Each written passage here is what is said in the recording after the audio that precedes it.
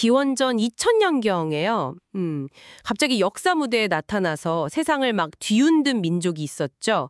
바로 그 인도 유럽 민족인데요. 이 사람들 대이동이 트로이 포함해서 수많은 고대 도시들을 불태우고 엄청난 파괴를 가져왔어요. 네, 맞아요. 그 규모가 정말 대단했죠. 정말 폭풍처럼 역사를 휩쓴 이 사람들, 그 종교는 과연 어떤 모습이었을까요? 오늘 저희가 함께 살펴볼 자료, 미르치아 엘리아데의 그 명저죠. 세계 종교 사상사. 이걸 통해서 인도 유럽 민족, 특히 인도 아리아인들의 종교 세계, 그 매혹적인 베다 신들의 이야기 속으로 한번 들어가 보겠습니다. 아, 네. 엘리아드의 이 책은 종교사 연구에서는 정말 빼놓을 수 없는 고전이죠. 인도 유럽어족이라는 그 거대한 언어 집단 있잖아요. 거기에 속한 여러 민족들이 원래 공유했던 종교적 뿌리가 뭐였는지, 그리고 또 각자 어떻게 다르게 발전했는지를 언어학이랑 신화 분석으로 파헤치고 있어요. 특히 베다 문헌에 나오는 신들의 세계관, 또 그 이데올로기를 아주 깊이 있게 다루고 있어서 흥미로운 지점이 참 많습니다. 자, 그럼 이 고대 종교가 대체 뭐였는지, 핵심 신들은 누구였고, 또 그 뒤에 숨겨진 사회 구조, 특히 삼기능 이데올로기라는 거 있잖아요. 아, 네네. 뒤매질의 이론. 네, 그거 한번 제대로 파헤쳐 보죠. 이 사람들의 세계관을 이해하는 열쇠가 될 만한 그런 놀라운 통찰들을 찾아보는 시간이 될 것 같습니다. 준비되셨죠? 네. 그럼 시작해 볼까요? 먼저 인도 유럽 민족, 이 사람들이 어디서 왔고 어떤 사회를 이뤘는지부터 짚어보죠. 네. 기원전 한 2300년경부터 시작된 이 사람들의 이동과 확산은 정말 엄청난 규모였습니다. 거의 2000년에 걸쳐서 인도 북부, 페르시아, 그리스는 물론이고 유럽 전역으로 퍼져나갔으니까요. 2000년이요? 와. 네. 언어 모아마 그냥 같이 쫙 퍼져나간 거죠. 그 원래 고향 원주지가 어디였는지는 오랫동안 논쟁거리였는데요. 현재는 흑해 북쪽 스텝 지역 있죠? 소위 쿠르간 문화, 거길 중심으로 보는 견해가 가장 유력합니다. 아, 쿠르간 문화. 네. 여러 인도 유럽어에 공통적으로 남아있는 그 온대기후 동식물 관련 어휘들, 예를 들면 늑대, 곰, 자작나무 이런 단어들이 증거가 되고요. 원래 농사도 짓긴 했는데 점차 목축, 특히 그 말 기르는 데 더 집중하게 된 약간 유목민적인 성격이 강했군요. 네, 그렇죠. 가부장제 사회였고 싸움 좋아하고 군사 조직 중시하고 이런 것도 특징이고요. 무덤 크기 차이 같은 걸 보면 사회 계층 분화도 꽤 있었던 것 같고. 맞아요. 근데 재미있는 건 이 사람들이 전차 기술이나 청동기 사용 같은 건 이미 발전했던 근동 문명에서 영향을 받았다는 점이에요. 네, 그 부분 중요하죠. 구리나 도끼 같은 단어는 아예 수메르어에서 빌려왔을 정도라고 하니까요. 여기서 이제 중요한 포인트가 뭐냐면요. 이 사람들의 그 호전적인 생활 방식 있잖아요. 이게 특정 종교관, 예를 들면 하늘의 신이나 강력한 전투의 신을 숭배하는 경향을 더 강화시켰다는 거예요. 아, 싸움을 잘해야 하니까. 그렇죠. 그런데 동시에 이 사람들이 원래 농사짓고 살던 원주민들을 정복하고 또 섞여 살게 되면서 기존에 있던 대지모신 신앙이라던가 이런 다른 종교 형태랑 만나게 돼요. 이 과정에서 오는 어떤 긴장감, 이게 바로 인도 유럽 종교, 특히 이제 베다 종교의 그 복잡하고 다층적인 성격을 만들어내는 아주 중요한 요인이 됩니다. 그렇군요. 그러니까 정복자의 종교랑 피정복자의 종교가 만나면서 뭔가 긴장이 생겼다는 거네요. 그럼 이 사람들이 공통적으로 가졌던 종교적인 관념은 어떤 게 있었을까요? 언어를 통해서 그 흔적을 좀 찾아볼 수 있다면서요. 네, 맞습니다. 가장 확실한 단서 중 하나가 바로 신을 뜻하는 단어예요. 고대 인도 유럽어 뿌리가 되는 단어 중에 데이워스라는 게 있는데 이게 하늘이나 빛나는 존재 이런 거 의미했거든요. 아, 데이워스? 네. 여기서 파생된 말들이 라틴어의 데우스, 산스크리트어의 데바 같은 단어들이고 최고 신들 이름, 예를 들어 인도의 디아우스, 그리스의 제우스, 로마의 유피테르, 여기에도 그 흔적이 아주 뚜렷하게 남아있죠. 그러니까 신이라는 관념 자체가 처음부터 하늘, 빛, 어떤 초월적인 존재랑 연결되어 있었던 겁니다. 하늘의 신이 아버지로 불렸다는 것도 흥미로워요. 디아우스 피타르, 아버지 디아우스. 제우스 파테르, 아버지 제우스. 이런 식으로요. 뭔가 최고 권위자면서도 좀 가족적인 느낌이랄까? 네, 그런 측면이 있죠. 그런데 시간이 좀 흐르면서 이 창조주로서의 하늘신은 점차 뒤로 물러나고요. 좀 더 활동적이고 구체적인 힘을 보여주는 신. 예를 들면 뭐 천둥이나 폭풍을 다스리는 신들이 더 중요해지는 경향이 나타납니다. 게르만족의 토르, 켈트족의 타라니스, 슬라브족의 페론 같은 신들이 대표적이죠. 종교학에서는 이런 현상을 뭐 데우스 오티오수스, 즉 한가로운 신 현상이라고 부르기도 해요. 한가로운 신이요. 재밌네요. 네, 그러니까 창조는 했는데 뭐 일상에는 잘 관여 안 하는 최고신 같은 거죠. 그 외에도 불, 아그니, 이그니스, 나 태양, 수리아, 헬리오스, 숭배, 대지나 바람 같은 자연 요소들을 신격화하는 모습도 인도 유럽 민족 전반에 걸쳐 나타나는 공통적인 특징입니다. 단순히 신들 이름뿐만이 아니라 신화나 제사 방식, 심지어는 그 언어 자체에 주술적인 힘이 있다고 믿는 생각, 또 자신들이 사는 땅을 일종의 우주적인 공간으로 만드는 그런 의뢰 같은 것도 공통적으로 발견된다고요? 네, 맞아요. 신전 없이 그냥 야외 성소에서 제사 지내거나 문자를 쓰기보다는 입에서 입으로 전승하는 걸 더 중요하게 여겼다는 점도 그렇고요. 네, 그런데 여기서 꼭 기억해야 할 게 있어요. 이게 수천 년 동안 넓은 지역으로 흩어져서 각기 다른 문화랑 접촉하면서 많은 변화가 생겼다는 점입니다. 그래서 모든 인도 유럽 민족에게 적용되는 완벽하게 통일된 종교 체계를 재구성하는 건 사실상 불가능해요. 아, 그렇겠네요. 워낙 넓고 오래됐으니. 네. 예를 들어서 성스럽다는 개념을 나타내는 공통 단어는 없어요. 대신 라틴어나 그리스어 같은 데서는 신적인 힘이 드러나는 긍정적인 측면이랑 또 인간이 함부로 접촉하면 안 되는 어떤 금기, 터부의 부정적인 측면, 이 두 가지를 나타내는 단어가 쌍으로 존재하는 경우가 많죠. 오, 신기하네요. 희생제 자체를 뜻하는 공통 단어도 없고요. 대신 뭐 술을 붓는 현주, 나 명세, 잔치, 연기 올리기 같은 구체적인 제의 행위를 나타내는 말들이 다양하게 존재합니다. 이런 점들을 보면 이미 아주 오래전부터 이 사람들 종교가 고정된 게 아니라 계속해서 새롭게 해석되고 변화해 왔다는 걸 알 수 있죠. 여기서 정말 흥미로운 지점이 등장하는데요. 바로 그 프랑스 학자 조르주 듀메질이 밝혀낸 3기능 이데올로기입니다. 아, 네네, 나왔네요. 인도 유럽 사회가 기본적으로 세 계층, 그러니까 종교 담당 사제, 전쟁 맞는 전사, 그리고 농사나 목축하는 생산자, 이렇게 나뉘는데 이 구조가 놀랍게도 신들의 세계에도 그대로 반영된다는 거죠. 네, 이게 아주 설득력 있는 이론이에요. 구조적인 예를 보면 더 확 와닿을 겁니다. 예를 들면요. 가장 유명한 게 인도죠.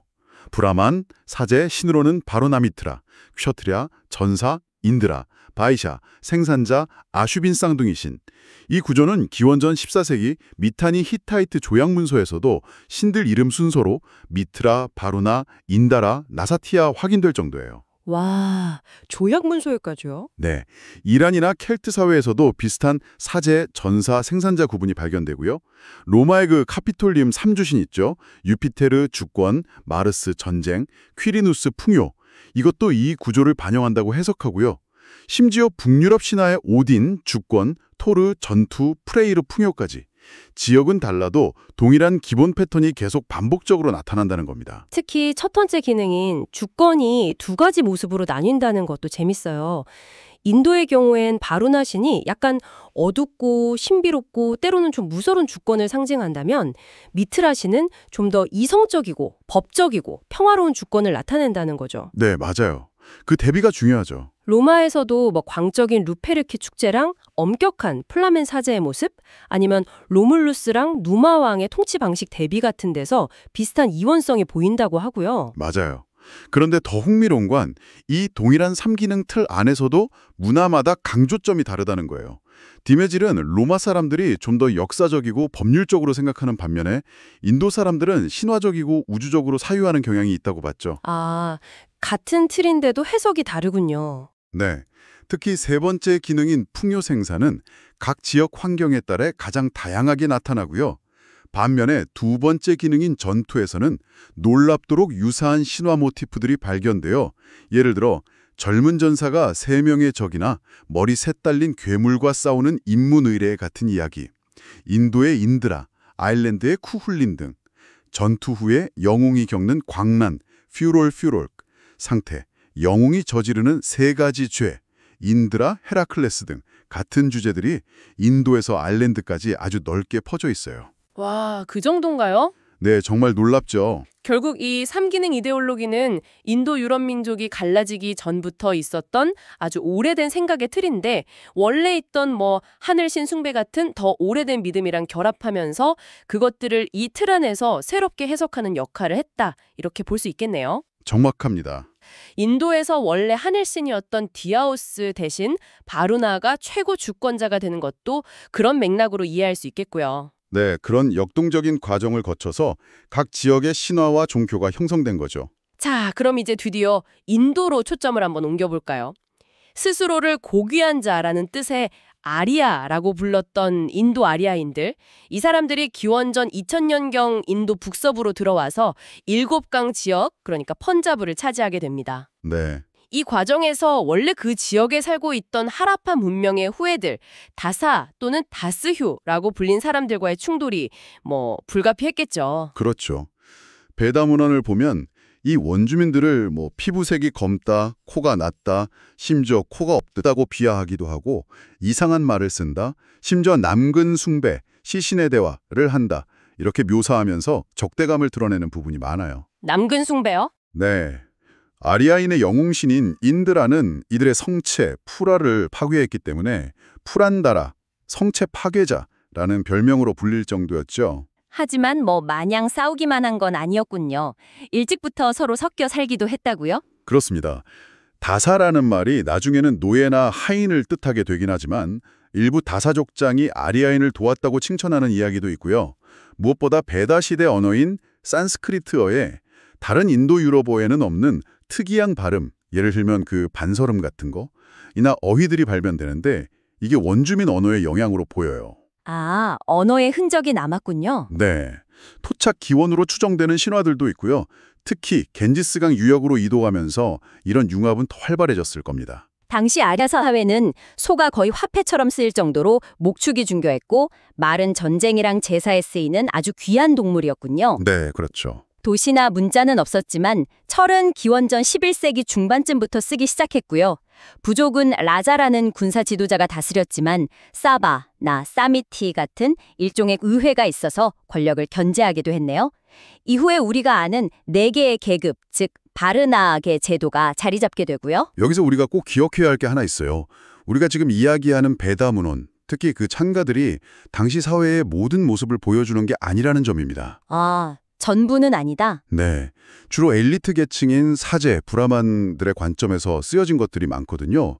물론 음악, 춤, 소마나 수라 같은 음료 마시기, 주사위 놀이 같은 일상적인 모습도 엿볼 수는 있지만 주된 내용은 신들에게 장수, 자손, 가축, 부 같은 현세적인 복을 비는 데 맞춰져 있어요. 그렇군요. 아히야 부족끼리의 전쟁 이야기도 나오지만 역사적 사실이라기보다는 신화적으로 각색되는 경우가 많고요. 아까 영토를 정복할 때 불의 신 아그니에게 제단을 바치는 의례가 있었다고 하셨는데 이게 단순히 땅 따먹기가 아니라 세상을 만드는 행위를 상징적으로 재현하는 것이었다는 해석, 그거 정말 흥미로웠어요. 네네. 혼돈 상태의 땅을 질서 잡힌 우주로 바꾸는 의식이라니 스케일이 다르네요. 네, 그게 바로 종교적 세계관의 힘이죠. 그리고 베다의 신들은 보면 압도적으로 남성 중심이에요. 아디티, 모든 신들의 어머니로 추정, 우시아스, 새벽, 라트리, 밤 같은 여신들도 있긴 하지만 비중이 매우 작습니다. 아, 정말요? 네, 이건 나중에 힌두교에서 여신 숭배가 엄청나게 중요해지는 것과는 아주 대조적이죠. 아마 베다 문헌에 잘 기록되지 않았던 일반 농민이나 수드라 계층 사이에서는 이미 후대 힌두교와 비슷한 형태의 여신 신앙 같은 것들이 있었을지도 몰라요. 아, 기록되지 않은 믿음들. 그렇죠. 그러니까 베다 찬가가 당시 인도 종교의 전부는 아니었다는 거죠. 우리가 아는 힌두교라는 거대한 종교는 베다라는 뿌리 위에 수천 년 동안 다양한 토착 신앙들이 합쳐지고 또 브라만 학자들에 의해 정교하게 재해석되면서 만들어진 아주 복합적인 결과물이라고 봐야 합니다. 자, 그럼 이제 베다 신화의 주인공들, 주요 신들을 한 명씩 만나볼까요? 가장 먼저 이야기할 신은 역시 바루나겠죠? 네, 그렇죠. 원래 인도 유럽 최고신이었던 하늘신 디아우스는 거의 잊혀지고 베다 시대에는 이 바루나가 그 자리를 대신합니다. 세계의 왕이라고 불렸고 원래 아수라라는 이름으로 불렸다고요. 네, 원래 아수라는 신성한 짐을 지닌 존재라는 좋은 뜻이었어요. 그런데 점차 인드라 같은 젊고 활동적인 신들, 즉 대바들과 대립하는 좀 더 오래되고 원초적인 신들을 가리키는 말로 의미가 바뀌어갑니다. 신화에 따르면 대바들이 희생제랑 신성한 언어, VAC의 힘으로 아수라들을 이겼다고 해요. 바루나는 바로 이 강력한 아수라들의 대표격이었죠. 바루나는 우주 질서를 다스리는 절대 주권자, 모든 것을 알고 보는 신으로 묘사되죠. 마치 감시 카메라처럼 1000개의 눈, 아마 별을 상징했을 겁니다. 로 세상을 지켜보면서 죄 지은 사람을 결박하는 무서운 힘을 가졌다고요. 네, 맞아요. 바루나의 결박이라고 하죠. 그래서 바루나에게 비는 찬가들은 대부분 그 결박에서 풀어달라고 애원하는 내용이라면서요. 맞습니다. 바루나는 우주의 질서, 즉 리타의 수호자였어요. 이 리타라는 개념이 정말 중요한데, 그 리타요? 네, 단순히 자연 법칙뿐만 아니라 도덕률, 사회 규범, 제사 의례의 규칙까지 포괄하는 세상을 제대로 돌아가게 하는 근본 원리 같은 겁니다. 바루나는 이 리타를 지키고 어긴 자를 벌하는 역할을 했죠. 그런데 바루나랑 관련된 또 다른 중요한 개념이 마야라고 하셨는데 이건 좀 복잡하다고요. 네, 마야. 보통 환상이나 속임수 같은 부정적인 뜻으로 알고 있는데 원래는 다른 의미도 있었다면서요? 네, 이게 엘리아데가 강조하는 아주 흥미로운 지점이에요. 마야의 원래 뜻은 변화시키다, 만들다에 가까워요. 그래서 베다에서도 악마가 부리는 속임수나 환영을 뜻하기도 하지만 동시에 신, 특히 바루나가 세계를 창조하고 형태를 부여하는 창조적인 힘, 신비한 능력을 의미하기도 했다는 겁니다. 아, 창조의 힘이요? 네, 이 긍정적인 의미의 마야는 우주 질서인 리타와 거의 같은 의미로 쓰이기도 했고요. 그러니까 마야는 처음부터 창조 변화와 환영 기만이라는 이중적인 의미를 함께 가지고 있었던 거죠. 와, 그렇군요. 이게 나중에 인도 철학, 특히 베단타 학과에서 우주적 환상이라는 그 심오한 개념으로 발전하는 씨앗이 된 겁니다. 단순히 환상이라고만 생각하면 이 개념의 깊이를 놓치기 쉬워요. 바루나와 짝을 이루는 미트라시는 어떤가요? 이름 자체가 계약이라는 뜻이라면서요. 네, 미트라는 바루나의 좀 더 밝고 이성적이고 법적인 측면을 대표한다고 볼 수 있어요. 사람들 사이의 약속이나 사회 질서를 지키는 역할을 하죠. 태양이 그의 눈이라고 여겨졌고요. 아리아만, 환대, 결혼주관이나 바가, 부의 분배주관 같은 다른 아디티아 신들과 함께 아디티 여신의 아들들로 불리는데 이 아디티는 아마도 아주 오래된 대지무신이었을 것으로 추정됩니다. 자, 드디어 나왔습니다. 리그베다 최고의 인기 스타, 영웅 중의 영웅, 바로 인드라 신이죠. 하하, 네, 인드라. 찬가 수가 압도적으로 많다고요. 네, 리그베다 찬가의 거의 4분의 1이 인드라에게 바쳐졌을 정도니까요. 그는 전사의 이상형이자 아리아인들의 수호신이었고 소마라는 음료를 마시고 힘을 얻어서 적들을 물리치는 강력한 영웅으로 그려집니다. 폭풍과 비를 몰고 다니고 엄청난 생명력과 정력의 상징이기도 했어요. 1000개의 고환을 가졌다는 표현까지 있을 정도니까요. 와, 1000개의 고환이요. 네, 그의 부하인 마루트 신들은 젊은 전사 집단을 신화적으로 반영한 것으로 해석되기도 하고요. 인드라 하면 역시 거대한 뱀 또는 용인 브리트라와의 싸움 이야기가 가장 유명하죠. 네, 브리트라 전투. 물을 가두어서 세상을 메마르게 하는 브리트라를 인드라가 번개 무기 바즈라로 물리치고 물을 해방시킨다는 이야기요. 맞습니다. 이 용퇴치 신화는 전 세계적으로 발견되는 아주 보편적인 신화 유형이에요. 그런데 여기서 재밌는 건 인드라가 단순히 자연현상, 폭풍우를 상징하는 걸 넘어서서 이 싸움 자체가 세상을 창조하는 행위로 묘사된다는 점입니다. 아, 창조행위요? 네, 브리트라는 세상을 혼돈 상태, 아무것도 분화되지 않은 정체된 상태로 묶어두는 존재거든요. 인드라가 이 브리트라를 깨뜨리고 해체함으로써 비로소 하늘과 땅이 나뉘고 태양과 새벽이 재기를 찾고 강물이 흘러서 생명이 시작될 수 있었다는 거죠. 그러니까 무에서 뭔가를 만드는 게 아니라 이미 있는 혼돈, 브리트라를 때려 부숴서 질서, 세상을 만든다는 거군요. 그렇죠. 브리트라를 죽이는 행위 자체가 창조 행위인 셈입니다. 이건 나중에 거인 푸르샤를 해체해서 세상을 만든다는 신화나 창조신 프라자파티가 자기 자신을 희생해서 우주를 생성한다는 이야기로 이어지는 원형적인 발상이죠. 인드라는 희생자가 아니라 저항과 무기력을 상징하는 적을 폭력으로 제압하는 전사로서 창조에 기여하는 겁니다. 와, 심오하네요. 이 신화는 우주론적인 의미뿐 아니라 당시 아리아인과 원주민 사이의 실제 전투를 반영하거나 혹은 주기적으로 세계의 활력을 되살리는 신년 축제 의례의 바탕이 되었을 수도 있어요. 어떻게 보면 폭력이 생명을 창조하고 유지하는 힘이 될 수도 있다는 조금 섬뜩하면서도 강력한 세계관을 보여주는 거죠. 다음은 불의 신, 아그니입니다. 집안의 화로를 신성시하는 건 인도 유럽 민족 공통의 전통이었다고 하는데 베다 제사에서 아그니는 정말 핵심적인 역할을 하죠? 네, 아그니 없이는 제사 자체가 성립이 안 되니까요. 그는 인간의 기도를 신에게 전달하는 사자이자 신을 제사 장소로 모셔오는 역할을 합니다. 그래서 리그베다의 첫 번째 찬가도 아그니를 찬미하는 것으로 시작하죠. 아, 첫 창가가 아그니군요. 네, 그는 하늘, 번개에서 태어났다고도 하고 물속이나 나무 속에도 숨어 있다고 여겨졌어요.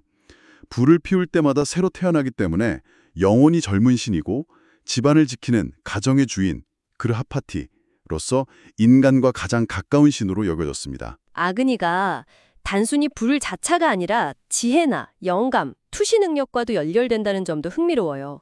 불이나 열에 대한 명상이 인도 사상의 중요한 특징이 되었다고요? 맞습니다.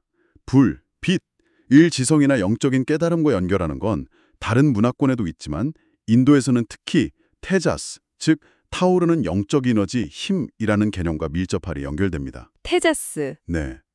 더 나아가 고행을 통해 얻는 내면의 열기, 타파스나 요가 수행의 힘과도 연결되죠.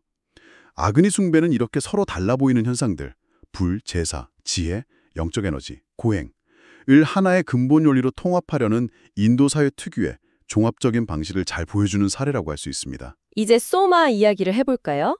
리그베다 한 권 전체가 이 소마에게 바쳐졌을 정도로 중요했다면서요? 아, 소마. 네. 신의 이름이기도 하고 제물로 바치는 식물이자 음료의 이름이기도 하고요. 네, 소마는 신이면서 동시에 신성한 음료 그 자체였어요. 하늘의 독수리가 가져왔다고도 하고 신성한 산에서 자란다고도 했죠. 이 식물의 즙을 짜서 만든 음료가 바로 아므리타, 즉 불멸의 음료입니다. 아므리타. 네, 이걸 마시면 특별한 경험을 하게 되는데 바로 그 경험 때문에 소마가 그토록 중요하게 여겨졌던 거죠. 어떤 경험이었길래요? 찬가에 묘사된 걸 보면 거의 황홀경 수준이던데요. 네, 그렇죠. 우리는 소마를 마셨다. 우리는 불멸이 되었다. 우리는 빛에 도달했고 신들을 보았다. 이런 구절도 있다면서요. 네, 바로 엑스타시 체험입니다. 소마를 마시면 수명이 늘고 병이 낫는 것은 물론이고 엄청난 용기와 힘, 지혜와 영감이 솟아나고 심지어 신들과 직접 소통하는 듯한 느낌을 받았던 것 같아요. 무한한 생명력과 자유, 우주와 하나 되는 듯한 강력한 합일감을 경험했던 거죠. 와, 어떤 찬가에서는 소마를 마신 자가 자신이 온 세상을 창조하고 지배하는 거대한 존재가 된 것처럼 느끼면서 외치는 장면도 나옵니다. 내가 소마를 마시지 않았는가 하면서요. 와, 정말 강렬한 경험이었겠네요. 비록 사제 같은 일부만 경험했을지라도 이런 이야기가 전해지면서 불멸이나 지구의 행복에 대한 강력한 갈망을 불러일으켰겠어요. 그렇죠. 나중에는 소마의 원료가 되는 식물이 정확히 무엇이었는지 좀 불분명해지고 구하기 어려워졌지만 소마를 통해 추구했던 그 궁극적인 상태, 즉 불멸과 지복에 대한 열망은 요가, 명상, 고행, 신비주의 같은 다른 형태로 인도 정신사 속에서 계속 이어지게 됩니다. 마지막으로 베다 시대에는 비중이 작았지만 나중에 힌두교의 양대 산맥이 되는 두 신, 루드라 시바와 비슈누를 빼놓을 수 없겠죠. 네, 후대의 거인들이죠. 이 두 신의 초기 모습은 후대와는 사뭇 다릅니다. 비시누는 베다에서는 주로 인드라를 돕는 조력자 역할이에요. 특히 세 걸음으로 온 우주를 성큼성큼 가로질렀다는 신화가 유명한데 이게 희생제의 공간을 확보하는 행위와 관련이 있다고 해석됩니다. 아, 세걸음 신화. 네. 그래서 비슈누는 종종 희생제의 자체와 동일시되기도 했고요. 광활한 공간, 생명력, 우주를 지탱하는 기둥 같은 것을 상징했던 것 같습니다. 나중 우파니셔드 시대에 가서야 최고신의 지위로 올라서게 되죠. 반면에 루드라는 좀 무서운 신이었네요. 질병이나 재앙을 가져오는 인간에게 적대적인 신으로 묘사된다고요. 네, 아주 이질적이고 양면적인 신입니다. 따은 머리에 검붉은 피부, 활을 들고 동물 가죽을 걸친 채 살 속에 살면서 악마 같은 존재들과 어울린다고 묘사돼요. 후대 문헌에서도 야수의 왕으로 불리며 숲이나 사회 변두리의 존재들을 관장하는 모습으로 그려지죠. 소마제회 같은 공식적인 제사에서는 배제되기도 하고요. 그런데 그런 무서운 신이 어떻게 나중에는 시바, 즉 상서로운 자, 자비로운 자라는 뜻의 이름을 가진 최고신 중 하나가 된 거죠? 그 변화가 궁금한데요. 그 과정이 명확하게 밝혀진 건 아니지만 루드라에게는 동시에 치유의 힘, 의사 중의 의사라는 별명도 있었어요. 이나 풍요를 주는 측면도 있었어요.